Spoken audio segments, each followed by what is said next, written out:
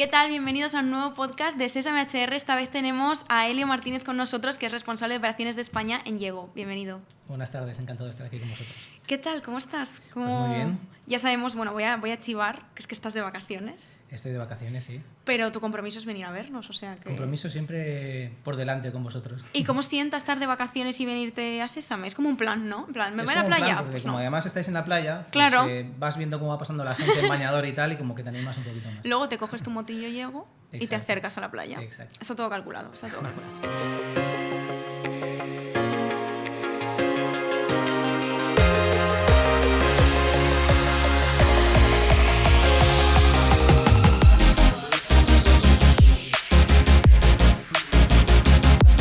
No conozca a Yego, que hay gente que a veces vive en una cuevecita, pues no pasa nada. Es una empresa de movilidad sostenible que se dedica al alquiler de vehículos eléctricos por minutos. Seguro que alguno habéis cogido alguna motito de Yego por la calle cuando habéis tenido que hacer algún viaje.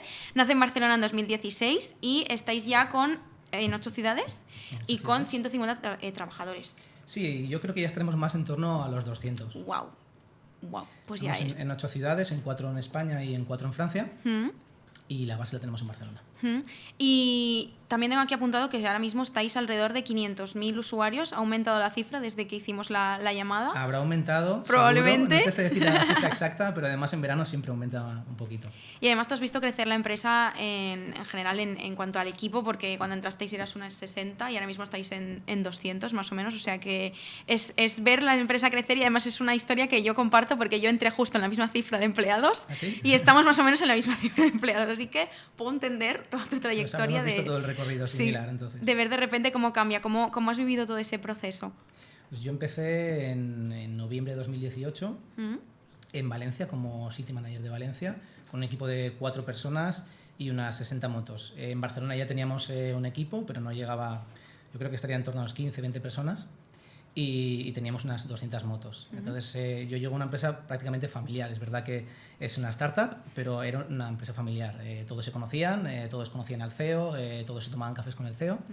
Y además todo se hacía por compromiso hacia esos fundadores más que por procesos y por estándares, ¿no? de calidad. Se trabajaba básicamente porque había un buen ambiente de trabajo. Y eso siempre ayudaba. Entonces, en este recorrido, claro, estamos en un momento que ya no somos esa empresa tan pequeña, queremos seguir manteniendo esa esencia, que eso es lo complicado, pero a la vez tienes que ir metiéndole poquito a poco procesos, estandarizaciones y un poco de burocracia, por llamarlo así, porque si no luego es muy difícil de gestionar tantas personas en diferentes sitios, sobre todo, ¿no? Exacto. Hemos vivido un poco el mismo proceso, además, o sea, conforme lo contabas era como sentirse identificado tras sentirse identificado.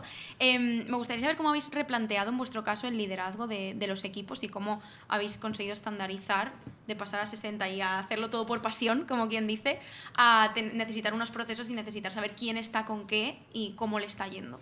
Claro, no lo he dicho, pero inicialmente no teníamos ni siquiera departamento de recursos humanos, obviamente. De hecho, el departamento de recursos humanos igual hace 3 años que lo tenemos, ¿no? Entonces, el problema inicial es que no había ninguna estructura. Entonces, si no tienes una estructura de management creada, es muy difícil que el manager sea eficaz. Porque tú puedes ser muy cercano, puedes ser muy bueno gestionando conflictos, pero si no tienes en un calendario puesto qué momentos vas a pasar con tu equipo y qué vas a hacer en cada momento, es muy difícil luego conseguir resultados, ¿no? Entonces, hubo un momento en que dijimos, cada uno además, uno en una ciudad hacía una cosa, otro hacía otra, ¿no? Y hubo un momento en que ya con el departamento de recursos humanos nos sentamos y dijimos, bueno, vamos a escribir en esta pizarra enorme cuál queremos que sea la estructura del management de Yego, ¿no? Dividida entre lo que vamos a hacer individualmente con cada persona y lo que vamos a hacer colectivamente. Y además vamos a asignarle una cosa tan sencilla como esto, pero vamos a asignarle un manager a cada persona. Porque al inicio no había managers, bueno, sí, cada uno tenía un referente, pero no era su manager oficial, ¿no? O formal. Entonces, primero organizamos los equipos con un manager, luego organizamos la estructura y luego pues empezamos a andar con todos estos eventos que queríamos hacer del management día a día, semana a semana, mes a mes. ¿Y qué figura, o qué importancia le dais a esta figura del manager, que al final entiendo que es muy clave por cómo habéis luego estructurado vuestro organigrama? Clave. Es clave. Piensa que nosotros tenemos los headquarters en Barcelona, pero luego tenemos 8 ciudades y que el manager que está en la ciudad es un mini CEO. porque tiene toda la parte humana, desde la contratación, el onboarding, la formación, hasta el final, digamos, de la carrera de esa persona. En la empresa, toda la parte económica, al final tiene un presupuesto, la ciudad tiene que cumplir esos presupuestos y tiene que respetarlo, y obviamente toda la parte de gestión de actividad. Entonces, si tú no tienes una persona que está alineada con las directrices que salen de Barcelona de base y con el sentido que queremos dar a la empresa, es muy difícil que este sentido al final te llegue a los equipos de base, que son los encargados de hacer vivir ese sentido en el servicio que va a encontrar luego el cliente, ¿no? Entonces es clave. Si no tienes un manager alineado, la ciudad puede no funcionar bien. Totalmente. Y a nivel personal de cómo tienen esas soft skills los managers que elegís, ¿cómo enfocáis ese liderazgo que deben tener? ¿Qué directrices o qué tips o qué consejos les podéis dar? Muchos. Al final tienen que pasar por una formación de selección, de hacer reuniones individuales, etcétera. Pero si lo simplificamos al máximo, sería, tienes que tener una capacidad de reflexión y análisis de las cosas que pasan en frío. Tienes que observar a tu equipo. Observar a tu equipo es lo más importante para conocerlo. Y luego tienes que hacer crecer a tu equipo. ¿Y cómo se hace crecer a un equipo? Pues responsabilizándolo, poniéndolo en situación y al final dándole feedback de cómo ha trabajado o qué resultados ha obtenido, ¿no? ¿Cómo debe acompañar un buen líder de equipo? Porque al final muchas veces estamos intentando pues, desmantelar esa idea de que el jefe bueno es el que te dice lo que tienes que hacer y tú cumples. Y no, al final liderar no es ordenar, ¿no? Exacto. Por así. Si tenemos que esperar a que nuestro jefe nos diga constantemente lo que tenemos que hacer, yo creo que tenemos un problema, desde mi punto de vista, y desde el punto de vista de Diego. Al final, y esto es casi un lema que yo lo repito mucho, y ahora que estoy de vacaciones todavía más, si cuando estás de vacaciones el equipo no funciona es que no estás haciendo bien tu trabajo de manager, ¿no? Tu trabajo es verdad que va a haber una fase inicial, además dependiendo de cómo sea tu equipo, si tu equipo es junior va a haber una fase inicial de mucho micromanagement en el que vas a tener que decir qué hay que hacer, cómo hay que hacerlo para que la gente entienda cuál es el sentido de lo que se hace, pero luego tú tienes que ir soltando poco a poco y lo que tienes que hacer es preguntar, no dar la respuesta. Entonces, si hay alguien que viene con una pregunta, tú la acompañas y le haces otra pregunta para que reflexione sobre cuál es la respuesta, ¿no? Y con esto al final conseguir un equipo que sea totalmente independiente, autónomo y que funcione igual de bien que cuando no estás tú. Es el lema. Eso es clave, final. la verdad. Exacto. Y además es la prueba de que lo estás haciendo bien. Exacto. De que son y capaces además de ir te permite, solos. cuando ya has llegado a este punto, te permite ir a por otras cosas. Cuando tú ya tienes el básico, la dinámica conseguida, tú ya puedes decir, bueno, vamos a hacer crecer a estas personas en función de los intereses que tengan. Entonces vamos a trabajar con ellos una cosa u otra, pero cuando ya el básico lo tienes una buena cumplido. estructura, vamos. Exacto. Ahora lo tenemos muy claro y estamos hablando como muy estructuradamente de cómo lo habéis hecho en Diego, pero entiendo que durante el proceso haya habido pues pequeños errores o cosas que habéis dicho, ostras, esto, mira, aquí nos hemos equivocado, tendríamos que haber tomado otro camino. ¿Y qué soluciones habéis implantado en esos errores? Errores cometo todos los santos días, porque yo creo que no se puede trabajar con personas sin cometer errores. Entonces, primero la desestructuración, luego poner en personas en no situación de éxito. ¿Esto qué significa? Que al final no has analizado bien quién es la persona, qué es lo que le interesa y qué conocimientos tiene y le das una responsabilidad y lo sueltas al ruedo. Yeah. Y entonces luego dices, joder, qué mal lo está haciendo. Bueno, cuando alguien lo está haciendo mal, el primer paso es qué he hecho yo mal. Probablemente yo he dado algo antes de tiempo o incluso he dado algo que no daba valor o por quitármelo de encima, porque esto nos pasa, delegar al final puedes caer en el error de dar cosas que no aportan valor.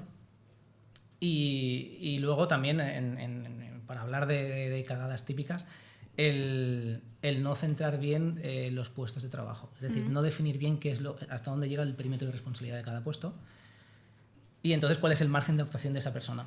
Entonces puedes encontrarte a personas que digas, es que siempre me está preguntando, es que no le has definido bien el marco de actuación y entonces no puede tomar decisiones porque siempre está con esa duda, ¿no? Exacto, no sabe hasta dónde tiene que llegar y hasta dónde, que al final eso también genera un poco de frustración porque dices, ¿estaría haciendo lo suficiente o me estoy pasando? Exacto. Y estoy invadiendo otras áreas. Exacto. Y eso es un gran problema. Vamos a seguir hablando sobre ser un buen manager, ¿no? Has dicho que pues, les dais muchos tips, mucha formación. ¿En qué áreas crees que a lo mejor hay que hacer más hincapié cuando eliges a un manager? Por ejemplo, en saber delegar, que a lo mejor es algo que nos cuesta a todos cuando tenemos muy controlado algo y luego tenemos que ir dejando a los demás que lo hagan por ti. Por ejemplo, por poner un área. Sí, en la gestión de conflictos también, porque cada vez veo más claro que ser manager es gestionar conflictos constantes. O sea, incluso conflictos contigo mismo, ¿eh? Pero por eso tienes que conocer muy bien a cada persona de tu equipo y conocerte también muy bien a ti mismo y gestionar estos conflictos. Y cuando digo gestionar conflicto es que cuando hay un problema se solucione y que todo el mundo vuelva al mismo punto de motivación que había antes de ese problema, ¿no? Eso engloba muchas cosas. Luego, como dices tú, el delegar.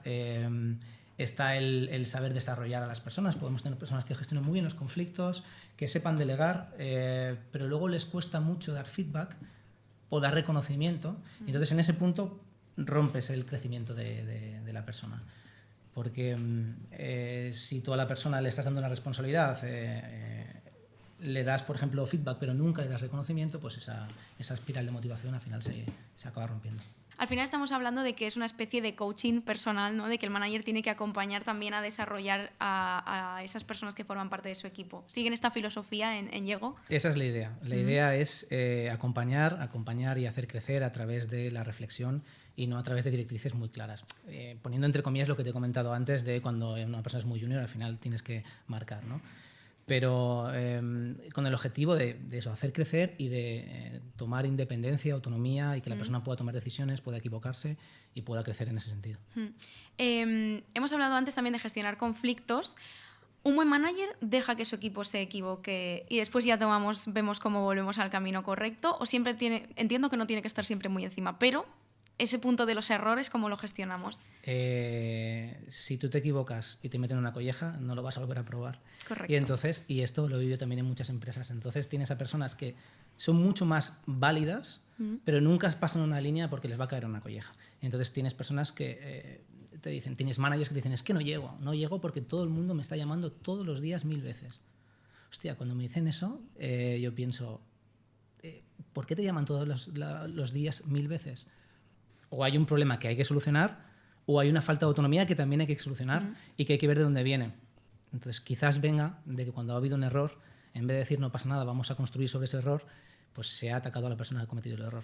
Y ya generas esto. Y parece un pequeño gesto, pero que al final se hace bola y puede intoxicar, por decirlo así, a toda la organización. Sí, al final crea un poco la inseguridad en uno mismo, ¿no? En el propio trabajador. En vez de hacer que cada vez se sienta más capaz de hacer más cosas, te pregunta porque al final no quiere volver a cagarla de esa manera. Exacto, tiene miedo a la consecuencia, más que a la consecuencia de si realmente innovara, propusiera y lo hiciera él, el beneficio que eso le traería, ¿no? Exacto. Vamos a estirar un poquito más de ahí porque me parece interesante hablar de cómo fomentamos la independencia de los propios empleados dentro de un equipo para al final transmitirles esa confianza que necesitan para trabajar cómodos, ¿no? En su día a día. ¿Qué acciones o qué actitudes puede tener un manager para demostrar esa confianza? Primero, como decía, definir muy bien qué esperas de la persona, definir el perímetro de responsabilidad, el marco de actuación y la toma de decisiones que puede tener. Y luego ponerlo en situación. Esto es, y además es como también muy coaching, ¿no? Bebe mucho del deporte. ¿Qué hace un entrenador en el deporte? Te da una misión y te observa y luego te da feedback sobre eso, ¿no? Entonces, lo que tiene que hacer el manager para mí siempre es poner en situación. Que tenemos una persona que es muy analítica, muy buena, pero le cuesta la comunicación en público. No pasa nada, cada día cuando haya una reunión con el equipo, él va a tener una pequeña parte de esa reunión y va a comunicar. Y el manager no va a decir nada, ni va a atacar, ni va a intervenir, no va a pasar nada. Luego cogerá a esta persona y le dirá, mira, yo he entendido esto, ¿es lo que querías transmitir? Sí, bien, perfecto. Vale. No, pues esto. Puedes coger de forma aleatoria a diferentes personas del equipo y decir, ¿qué has entendido tú? Pues así ya estamos trabajando, estamos poniendo en situación a la persona y le estamos dando feedback. Y esa es la forma de dar esa confianza para que se puedan cometer errores y para que se pueda trabajar sobre eso.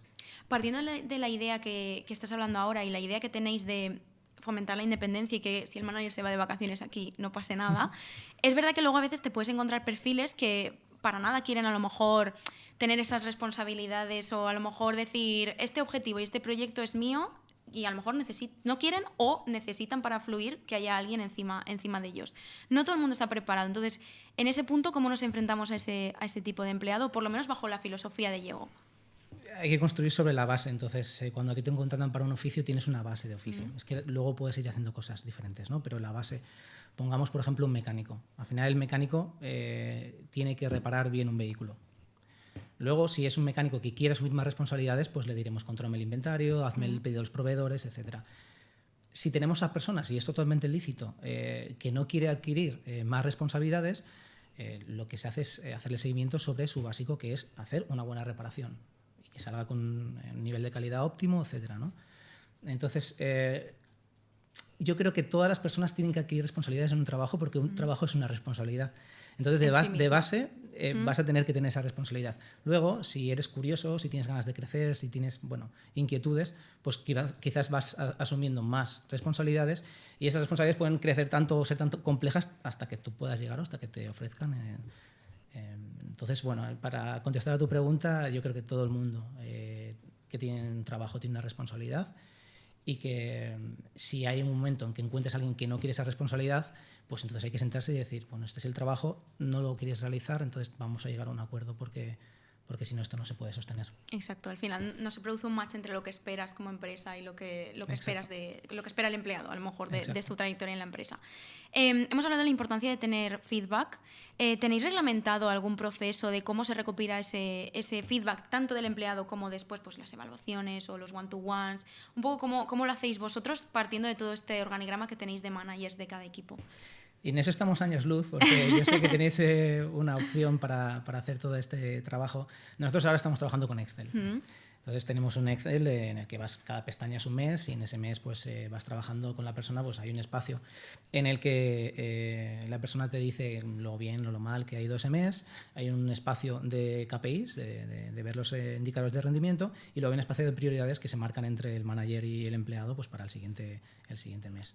Y así lo hacemos cada mes hasta llegar a final de año, que tenemos la reunión anual, y se ve todo, se hace un repaso de todo el rendimiento por un lado, o sea, más indicadores, y por otro lado más a nivel competencial, pues qué ejemplos concretos ha visto el manager en ti sobre cada una de las competencias que trabajamos. Vale, pues oye, la verdad que lo tenéis bastante reglamentado. No utilizáis nuestro software, pero no pasa nada, porque lo utilizáis para otras cosas que hay gente que le debe sonar Helio, porque ha salido en nuestro vídeo de caso de éxito con Diego, así que ya lo utilizaréis. Lo vamos a dejar ahí para el futuro, para próximos meses. Y ahora también quería preguntarte un poco por ese feedback, esas ganas de mantener motivada a la gente, pues lo que has comentado antes de hablar de los éxitos, de reconocimiento, de los errores, que se traten de una forma en la que no pasa nada, inténtalo otra vez y a la vez al final te terminará saliendo bien.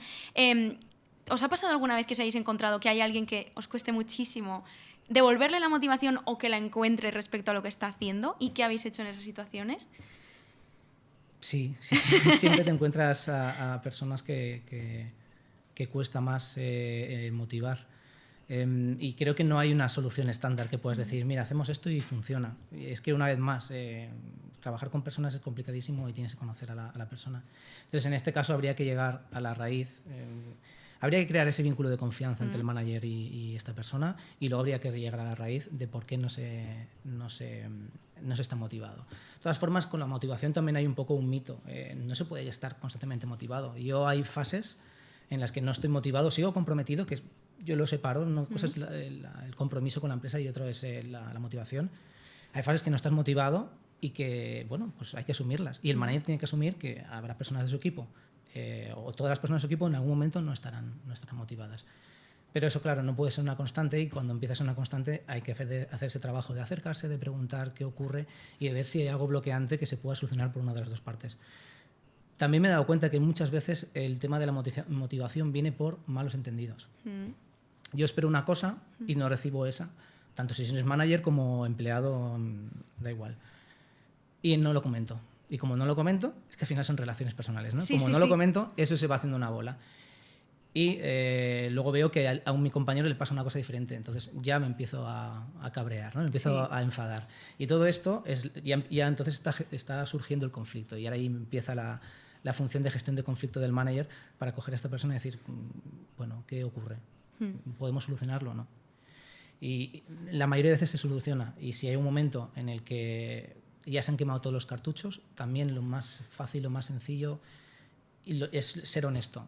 Yo aquí pues he llegado a este punto, creo que no voy a obtener lo que quiero, como lo hacemos.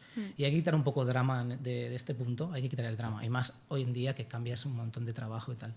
Entonces hay que verlo, yo lo veo como una relación. Cuando tú una relación ya no te ya no te está aportando lo que necesitas, hay un momento en que hay que sentarse y ser honesto con uno mismo y con la persona que tienes delante, que en este caso es la empresa, y decir, pues hasta aquí llegamos. Y al final lo que comentas de quitarle drama, al final es más drama personal estar en un sitio donde no quieres estar o donde no estás a gusto que sentarte y comunicar y hablar, y a lo mejor te esperabas que de esa reunión iba a ser tu salida y de esa reunión hay un cambio y ya no es tu salida y mejoras tu situación, en plan...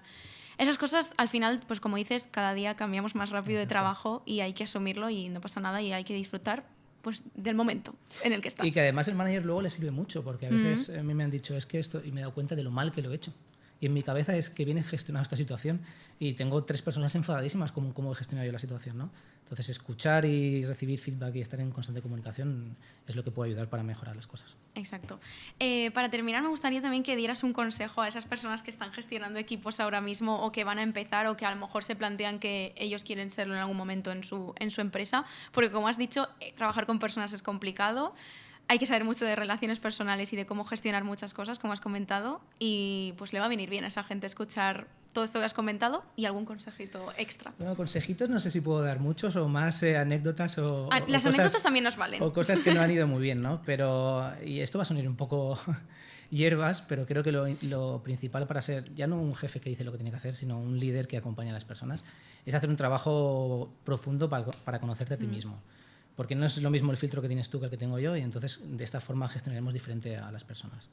Y cuando ya estés ahí en el camino de trabajarte a ti mismo, tienes que conocer muy bien y tienes que invertir mucho tiempo como manager en conocer a cada persona de tu equipo. Estés en remoto, estés en presencial o como sea. Y eso solo se consigue, pues como te decía, invirtiendo tiempo.